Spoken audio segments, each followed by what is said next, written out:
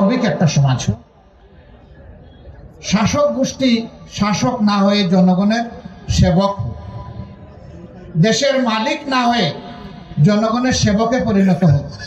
আমাদের দুর্ভাগ্য, ভোট নেওয়ার সময় বাবা ডাকে, ভোট নিয়ে ক্ষমতায় যাওয়ার পরে আর শালা ডাকতেও লজ্জা লাগে।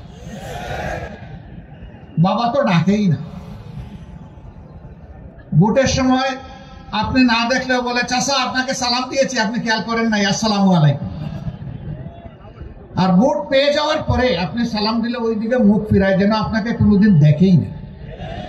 এটাই তো আমাদের দেশের চরিত্র, তাই না? না, সবার না, কিন্তু অনেকের।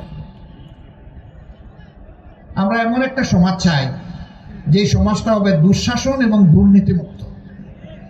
এই দুইটা সামাজিক ক্যান্সার থাকবে না। দুঃশাসন আর দুর্নীতি একটা আরেকটার গভীর বন্ধু, প্রেমের বন্ধু, প্রাণের বন্ধু।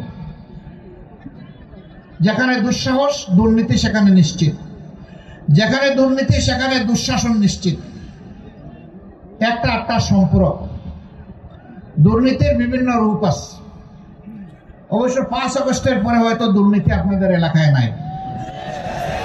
এখানে কেউ চাঁদাবাজি করে না, এখানে কেউ ফুটপাত দখল করে না, বাজার হাট বিভিন্ন স্ট্যান্ড কারো অবৈধ দখলে এখানে নেয় না, বালুমহাল জলমহালের উপর জোর জবরদস্তি খাটায় না, অফিস আদালতে কোনো ঘুষ এখন আর চলে না। কারণ এটা চুয়াডাঙ্গা জেলা, এখানে সবাই সচেতন মানুষ। কেউ এর সমস্ত অপরাধ করলে আপনারা ছেড়ে দেবেন।